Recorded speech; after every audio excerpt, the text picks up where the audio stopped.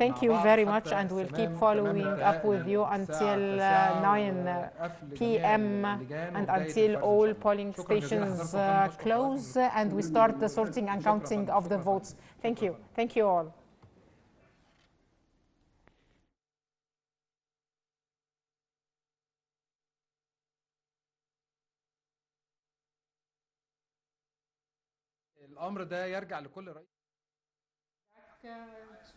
Welcome back, ladies and gentlemen. And that was a press conference held by the National Election Authority by the head of the Executive Board, Councillor Ahmed Benderi, who gave us an update and a recap of some of the committees. He had several video conferences with the heads of the general committees from different governorates across Egypt, where they reported the latest with regards to their polling stations in different areas. Most of them spoke about a continued high turnout even on the third day of the election.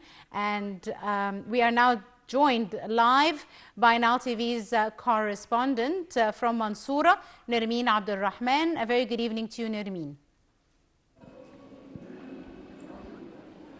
Nermen, are you with us on Nermen? Good evening.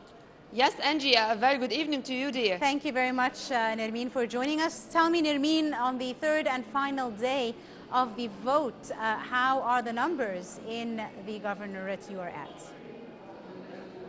Yes, Angie, I am in Al-Mansoura, in the capital of El Daqqahliya, where there is such a huge turnout, and we do have here 4,562,000 eligible voters. As the scenes which we witnessed yesterday and the day before, still we do have a heavy turnout, as you are watching as we speak.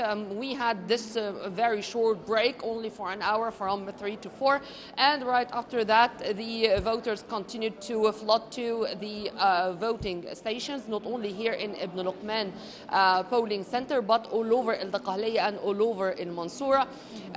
What was really amazing today, that we find visitors or high-ranking visitors touring the polling stations of El Daqqahliya.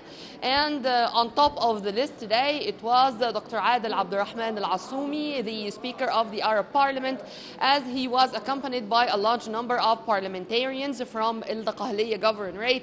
Al-Assoumi really hailed the organization, the facilities which were given to all the voters, particularly the elderly people and people with determination. He hailed the great and huge participation or share of women, and he said that it's not weird or it's not strange, and it was expected that the Egyptian women are going again and again to teach the whole world a lesson of political awareness, of sense of belonging, of knowing well that their role should be that positive to draw a better future for the coming generations. Angie. Absolutely, Nermen. And of course, we've already received reports that, as you said, the numbers are still high, lots of participation by the youth as well as the elderly, and as well as women who have accompanied their children as well. Let me ask you a bit about some of the provisions that have been made to allow, for example, the elderly better access,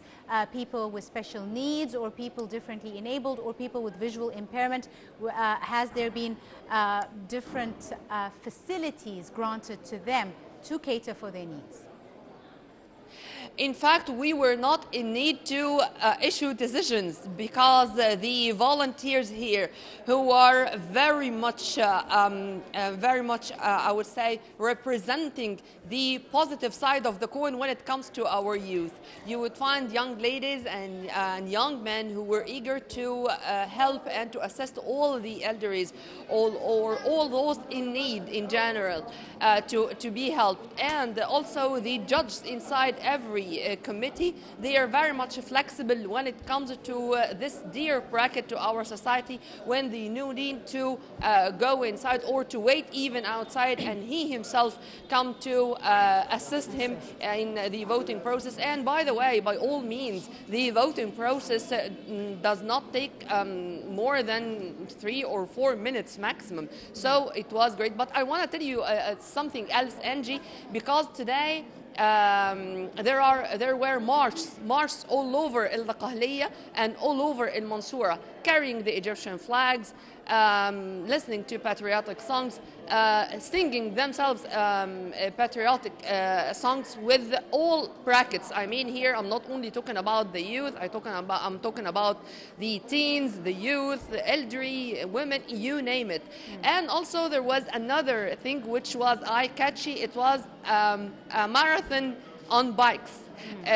We do have a great number of bikers here in Al Daqahliya and in Al Mansoura in specific, so they seized this opportunity to have this wonderful mix between sports, between political awareness, between having their share as part of their social responsibility, as they are influencing the youth, and they are inviting everyone to come to share and to have his or her word in this very important process, presidential elections 2024. Angie.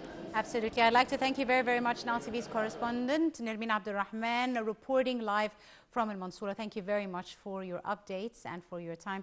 Ladies and gentlemen, a short break, and we'll be back to continue our coverage here on Now TV International. Do stay tuned.